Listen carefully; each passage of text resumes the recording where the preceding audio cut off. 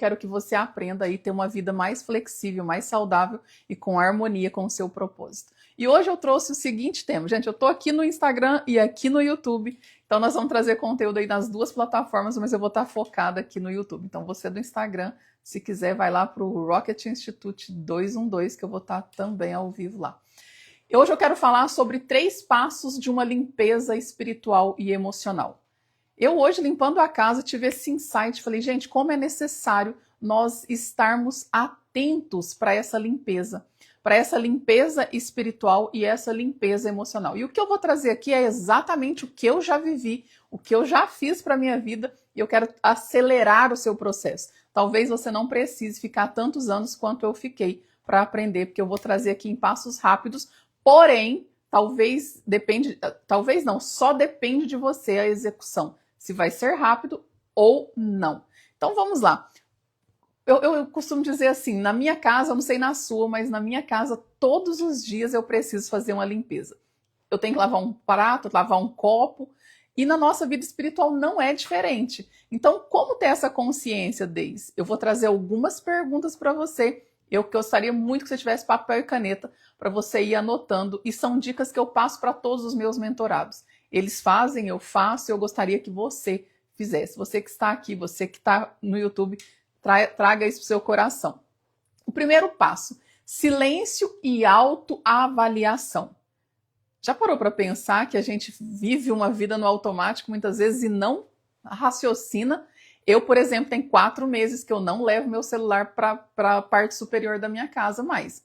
Eu encerro meu dia de trabalho, meu dia de família, meu jantar, os 2 celulares ficam aqui embaixo e eu subo para esse momento. Então, quando eu subo, eu já silencio as vozes externas, porque hoje uma das coisas que traz muita distração para nós é o digital, né? É uma ferramenta essencial para nosso trabalho, para os nossos ensinos. Sim, eu faço pós-graduação digital, aprendo muito aqui no digital, mas na hora de silenciar, preciso desconectar 100% do digital e me conectar comigo mesmo. E aí eu sempre falo, onde eu acumulei lixo hoje? Onde algo o que me trouxe irritação hoje? O silêncio é o sabão da alma. Será que você tem passado esse sabão na sua alma? Então pense nisso.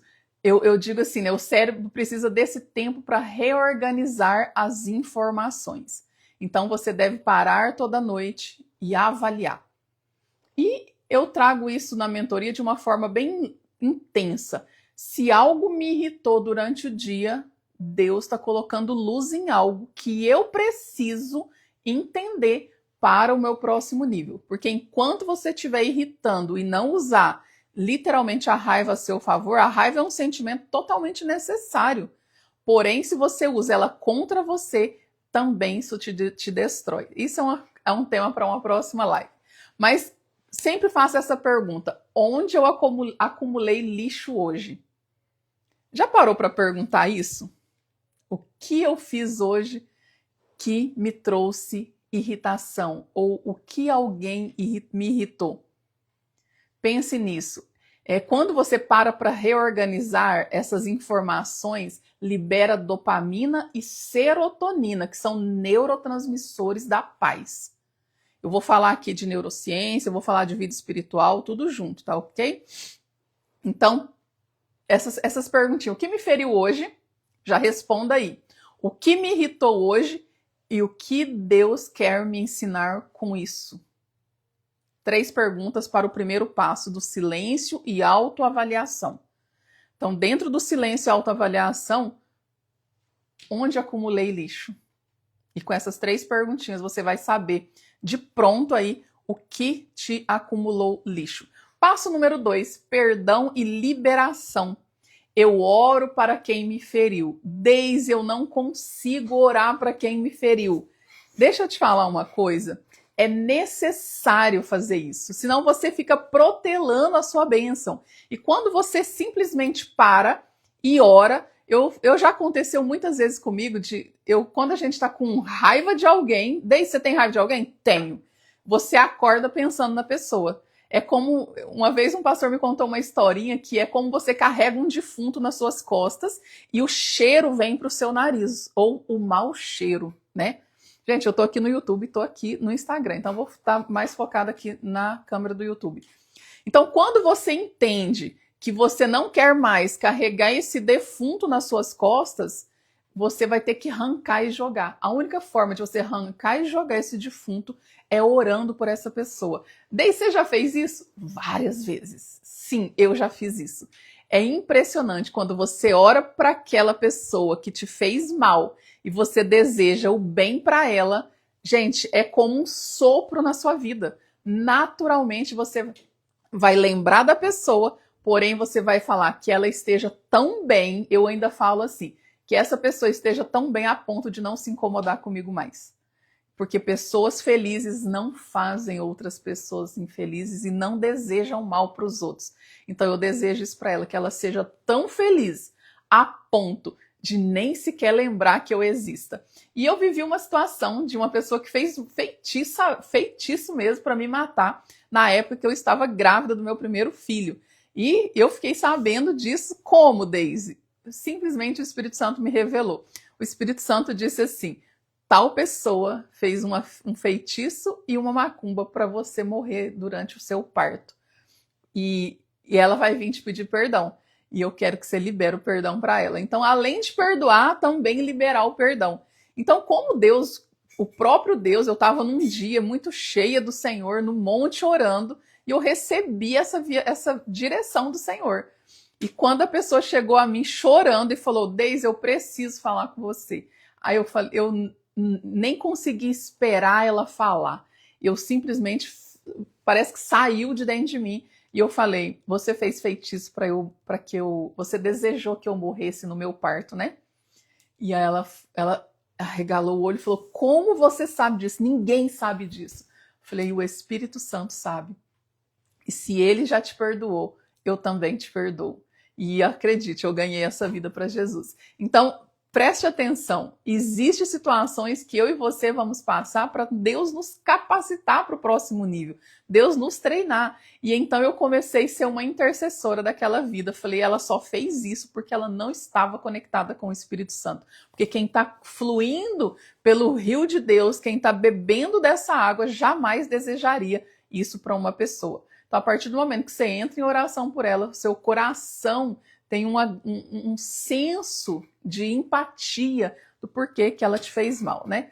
Então, eu sempre uso essa ferramenta. Deise, como que você faz quando você tem raiva de uma pessoa? Eu entro em oração e desejando a ela tudo aquilo que eu gostaria que ela desejasse a mim. Então, eu profetizo vida. Quando você declara, você está... seu pensamento começa a plantar em uma terra, começa a semear uma semente, e essa semente vai voltar para você. Pense nisso, isso vai voltar um dia para você. Então, como que você quer colher? Aí depende de você, depende da sua colheita, e depende, né, da minha colheita. Então, existe lá um versículo lá de Mateus 5,44, que se fosse você, eu pregava isso na tábua do seu coração, que diz: amai os vossos inimigos e orai pelos que vos perseguem. Então, isso é uma ordenança do Senhor, não foi eu que criei, eu faço porque eu aprendi através da leitura da palavra de Deus. Então, traga isso como base. E quando você perdoa, o seu cérebro, se é ciência, libera ocitocina, que é o hormônio de empatia. Ou seja, você cura a si mesmo antes de curar o outro. Gente, eu costumo dizer que quanto mais eu estudo a ciência, eu falo: Jesus já fez isso há muito tempo. Jesus está 1000 anos à frente da ciência, mas tem pessoas que vão entender pela ciência para chegar até Jesus e tá tudo bem. Eu amo a ciência também, sou uma admiradora da ciência. Passo número 3, gratidão e reposicionamento. Limpei, depois eu perfumo. Primeiro você silencia para identificar.